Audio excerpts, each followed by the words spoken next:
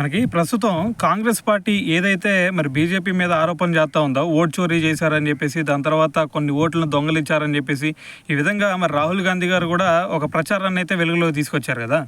అయితే మరి దీని గురించి ఇప్పుడు బీజేపీ అయితే ఒక కౌంటర్ ఇవ్వడం జరిగింది. మరి ఆ కౌంటర్ ఏంది భయ అంటే, మీ అందరికీ సనత్ నగర్ నియోజకవర్గం తెలుసు కదా హైదరాబాద్లో. సో మరి అక్కడ సనత్ నగర్ నియోజకవర్గంలో మరి లాస్ట్ టైం పోటీ చేసినట్టు కాంగ్రెస్ పార్టీ నుంచి పోటీ చేసినటువంటి కోట నీలిమ గారు తెలుసు కదా.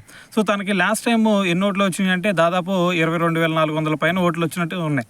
అయితే మరి తనకి ఇది ఢిల్లీలో చూసుకుంటే ఢిల్లీలో కూడా తనకి ఓటు హక్కు ఉందని చెప్పేసి, దాని తర్వాత హైదరాబాద్లో చూసుకుంటే ఖైరతాబాద్లో కూడా మరి తనకి ఓటు ఉందని చెప్పేసి, మరి ఇప్పుడు బీజేపీ అయితే దీని గురించి మాట్లాడటం జరుగుతుంది అనమాట.